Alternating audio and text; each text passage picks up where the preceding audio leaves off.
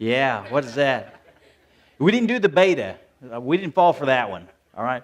We bought the VCR at J.C. Penney. We got it on discount. We saved some money on that one. And so it had the remote control to it, and it had this cord to that remote control that went all the way across the living room, and you just plugged in. You could sit there in your recliner and actually, change, fast forward or reverse and everything. But what had happened was we were accumulating more and more debt. And pretty soon, we had a lot of debt, which meant I had to work a lot extra. And I was working, and I remember finally coming to a point. I was exhausted, because there would be times I'd get off at 2 o'clock in the morning, get home at 2:30, and then turn right back around and get up the next morning at about 5:30 to be at the bank at 6. And then, you'd work 8 hours then and then 10 hours at the city. And so, you do that a few times, and pretty soon you're just sleepy. You're just tired. I remember going into the house sometimes, as soon as I hit the door, I was like taking things just into the bed, and I was out. And so, man, I was tired of living that way. And I remember driving in to work an extra job that morning. And I was driving down 37. The sun was, right there and everything. And I'm driving. I'm just so exhausted. I can't hardly keep my eyes open already. And I've got another 18-hour day ahead of me. And I'm sitting there and I'm going, God, what have I gotten myself into? I mean, I'm doing this to try to, to provide for my family and to give them all the things they want. And I'm doing it, I'm more debt and more debt and more debt. And I'm having to work all the time. And I'm not getting to see them. I mean, if there was just some way I could get out from underneath this debt. If there's just some way I can make this stop somehow or another. I mean, God, would you help me? And so that was my, I got to do something moment for me. I was so tired of that. Maybe you have found yourself in that position. Maybe you're in that position, or maybe you'll be in that position. I hope you never are. But here's some things that we did. Now, how many of you have ever heard of Dave Ramsey? Yep. Dave Ramsey, some great ideas and everything. Some of the things we're going to talk about are some of the things that he did. I didn't know about Dave Ramsey's stuff. I mean, it was kind of new. There was other financial books out there, all that kind of stuff. We were trying to get squared away. But what we did was a lot of what Dave Ramsey says. And so we began to work this plan. Essentially, we started doing this. Here's some things to do to get out of debt. Maybe this will help you. It helped us. First thing is the debt snowball. You've got this huge debt and everything, and of course the old rule was, hit that one that's got the largest amount of interest and try to get that thing knocked down.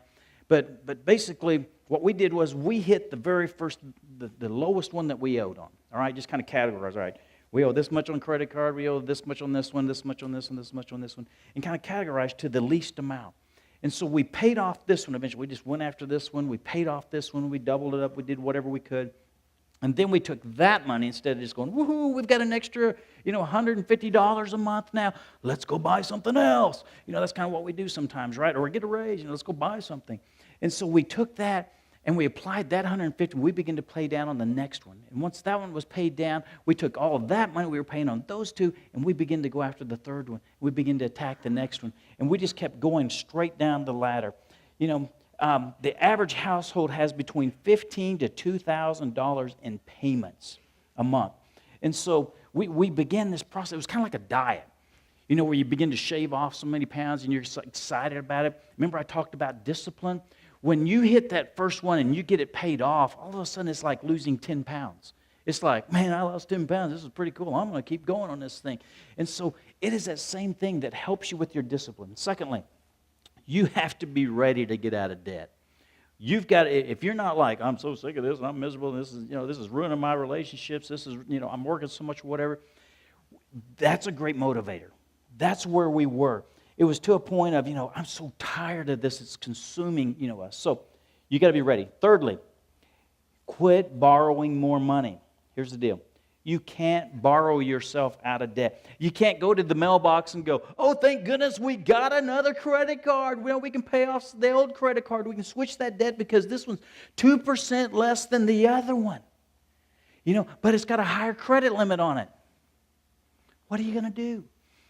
And so you can't borrow your way out of it. And you can sit there and you can say, well, I really need a credit card. Well, I'm not saying you can't have a credit card. Dave Ramsey's deal is basically don't have a credit card. I'm not saying you can't have it if you pay it off every month and all that kind of stuff, but you may not know this, but probably everywhere you shop takes cash. Surprised? They take cash. Now, there are some hotels that you can't pay cash at. Okay? You got to use a credit card. All right? I get that. So, unless you want to stay at one of those other hotels that everybody pays cash, and those are the ones you really want to stay at. Right? So, here's the deal. You go, and I want a credit card for emergencies and stuff like that, and we're going to talk about emergency funds. If you can't control it, all right, leave the credit card at home. Put it in a drawer, all right? Lock it up. I've even heard of people taking a bucket of water, putting their credit card in there, and putting it in the freezer, all right? And you're sitting there, I can't see the numbers. I mean, how long is it going to take to get that thing to thaw out? You go, well, you put it in a microwave, it doesn't take that long, you know. But all of a sudden, maybe you'll have, if you're that desperate, you got a problem, all right? This message is not going to help you, all right? Next is save money, all right? It's developing an emergency fund. One of the things, there was only one time within our marriage that we didn't have an emergency fund. And part of the reason why we didn't, the money was still there. I had borrowed on that money. Does it make sense? Had to have a car or vehicle. You kind of need that to get places. I borrowed on that money, so as I paid it back, the money was still there. Does it make sense? When it was all over with, I still had, the money in there. So there was that one time, but man, you've got to save some money. Ideally, is to have that little emergency fund set up, because car batteries and tires and all these kind of things are going to happen to you. And so at least $1,000 to do that. Obviously, to be better prepared at some point is to save more. Now, number 5 is prayer really works. God understands your plight. He does. Because there's been so many of us in that position. All right? And so He understands. And so it's going, God, help me through this process. Number 6, you may have to do this. You may, and some of you are going to like this, you may have to sell something. All right? You may have to sell a lot of things. But it's my baby. I've had that car forever, and I just love it and everything. You may have to sell it. All right? That new whatever, you may have to sell it. My motorcycle, you may have to sell it. My boat, you may have to sell it. You may have to sell so much stuff that your kids are kind of afraid that you're going to sell them next. All right? It's like, Mom, are we next? Because you're selling some stuff. But I'm telling you, reduce the debt. Number 7, do what I did, take on a part-time job. Not to a point to where you're spending that money too, and I can buy more stuff, and now you're having to work. But maybe for a short period of time of taking an extra job. Number 8, plan your spending. All right, Proverbs chapter 21, verse 5 says this.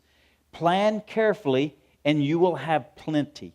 If you act too quickly, you'll never have enough.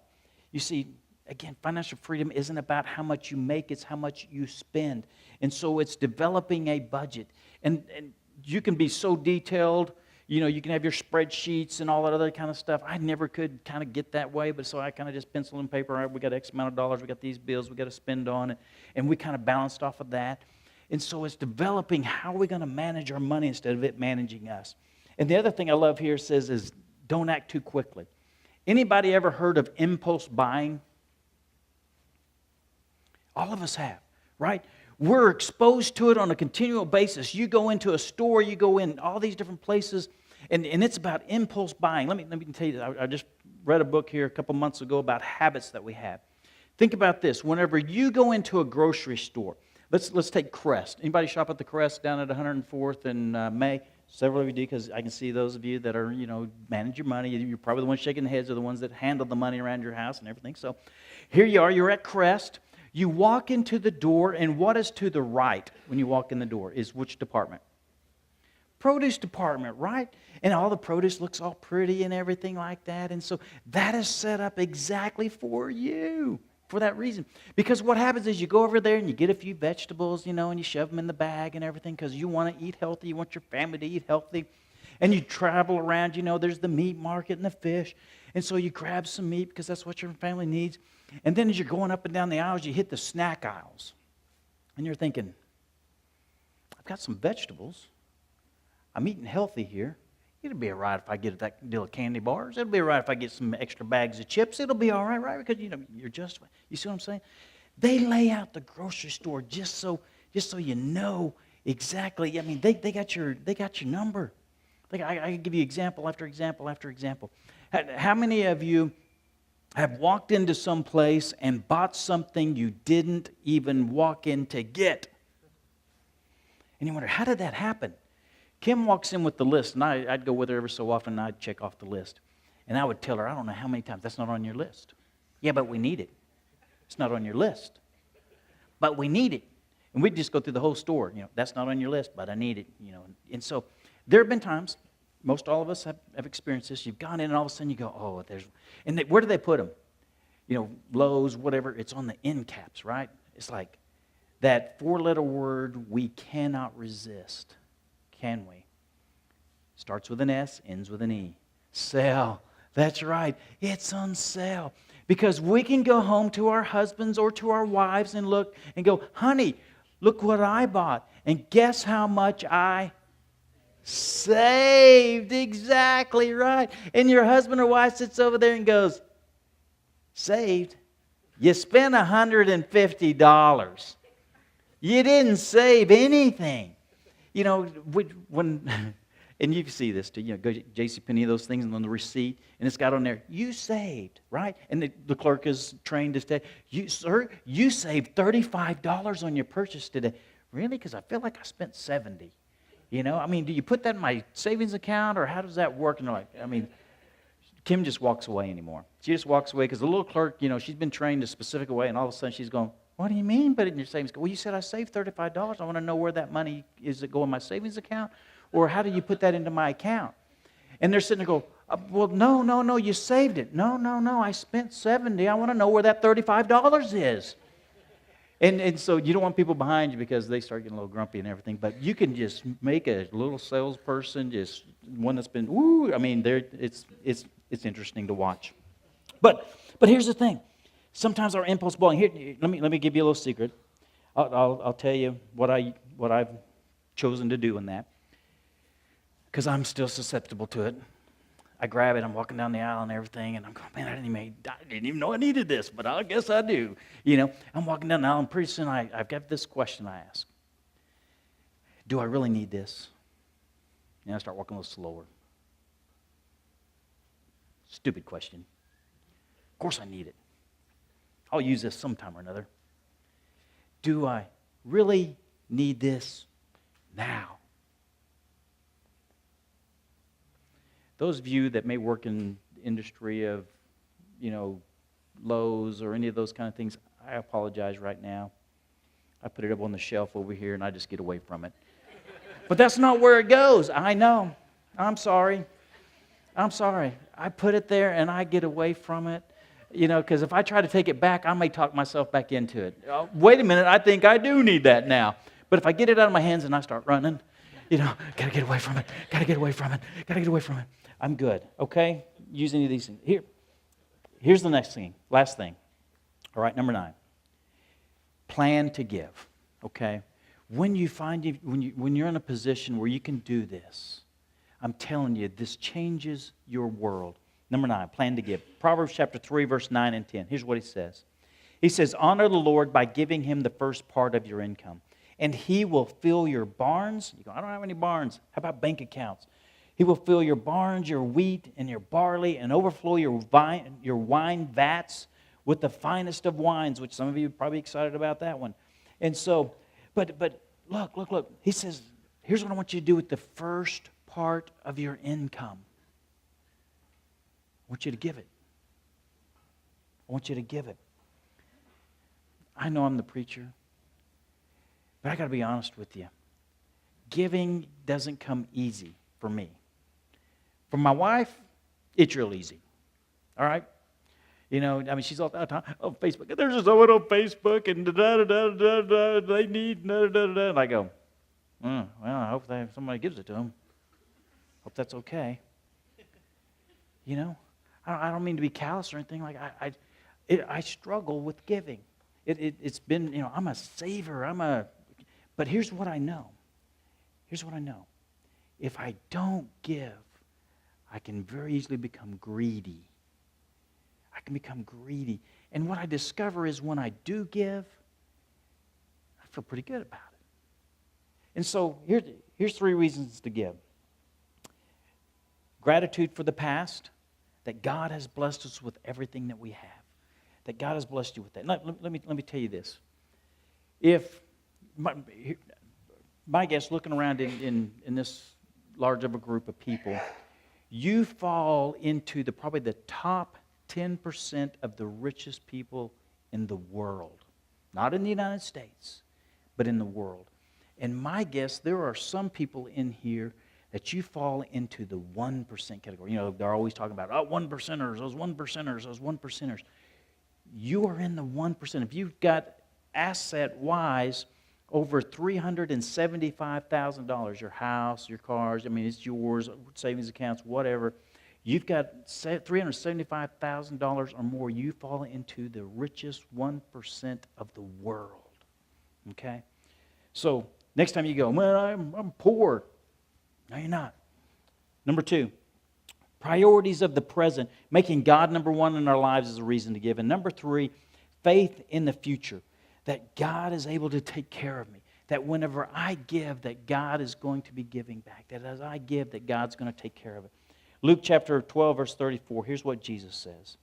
Jesus says this. He says, for where your treasure is, that would be for a lot of us, our money. Where your treasure is, there your heart is also. Simply put, you're spending money where your heart is. You want to know how true that is? Dads, probably in particular, is this. Why do you go to work and you work so hard day after day after day, and sometimes you work extra shifts and sometimes you do things, and why do you do that? To put a roof over your family's head, to put clothes on their back, food in their belly, and to get them those things, maybe the extra things. You do that for that reason, because that's where your treasure is your family. And you give to them, and you give to them. Some of you know, for our household, I wanted Kim to have the best car. She's got the best car all the time. Usually, I say all the time, almost all the time. This is the first year she didn't have the best car. Honey, where you at? You want the car? The other car? But she's had the best car. All right, she's always had the best car because she took the kids, she did everything. You know, I didn't care what I drove, but she always had the best car. And so here's the deal. As Christians, we've gotten really bad at this giving thing. Statistics tell us this. 2.3% of us that call us Christ followers give 10% to the church. 2.3%. 2.3%. That has societal implications to it. See, the Bible tells us to take care of widows and orphans and to take care of different things. Now the government has to take care of all those things. And I believe that has been because the church hasn't stepped up and done those things. And so there's that dynamic. The average income within a 10-mile radius of this church, average income, basically this is from I just went blank. Census, thank you very much, Dale. Yes, finally came to my census. And so, 10-mile radius, the average income is $48,276. Now, I'm going to guess that's probably going this way, you know, from the church, and that way and this way. But 10 miles. That means if just 50 of our families gave 10% of the average budget of $48,000, that's how much? It's almost $500,000. That would raise our budget up by 100 and something percent. Almost 150%. So, here's the thing. You go, I don't know if I can ever get there. I don't know if I could ever do that. I don't know. I told you where Kim and I were. I told you our dilemma, the things we applied. As of about 3 years ago, and you got to take into account our kids are grown now. No more weddings, no more colleges, no more anything like that to pay for. But we are debt free. I always wanted to call the Dave Ramsey show and go, I'm debt free, you know, and they do that thing. You know, I always wanted to do that.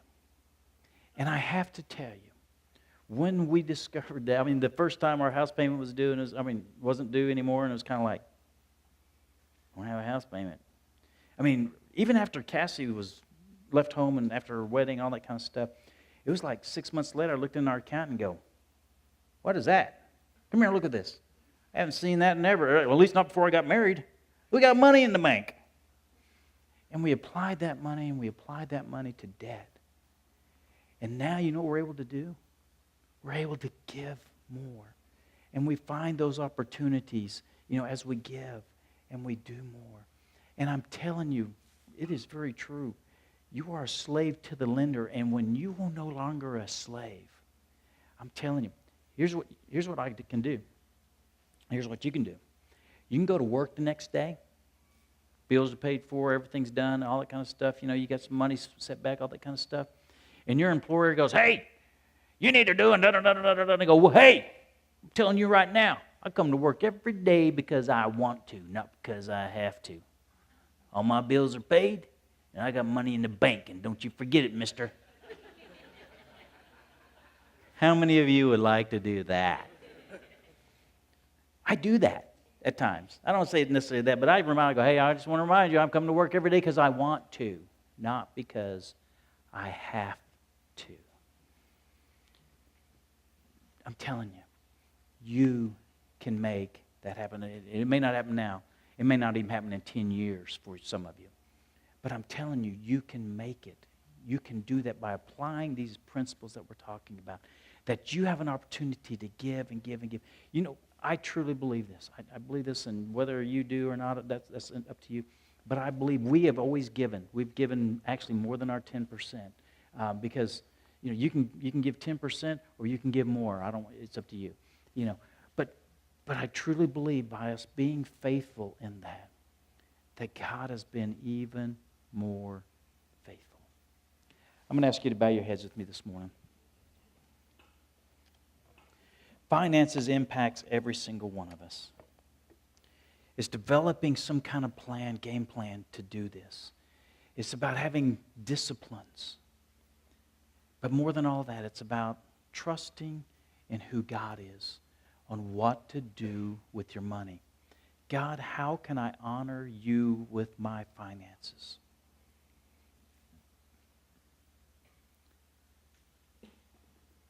A lot of the professionals say you give 10%, you save 10%, and you live off the 80%. Not bad. Our desire is to continue to be able to give more and more and more, because it is such a joy and a blessing to watch people whenever they're in difficult situations. And you have managed your finances in a way that you're able to give to them and to help them. You go to bed and you sleep better at night because you're not worried about tomorrow or how am I going to pay the bills. Your marriage doesn't have those difficulties and struggles within it. You can do it with God's help. Heavenly Father, I look at our folks out here, and in a crowd this big, I know there's some that struggle financially. There's just some that are just so wired up and in different ways of how that they manage their money. And God, I pray that you use those to honor you. Father, the spenders and the savers, that they find that balance that honors you. Father, our desire is to be able to take what you've given us and to give back. But more than that is to see how faithful you are. And I believe that's why you say, test me, and see what happens. Father, we just pray these things in your Son's name. Amen.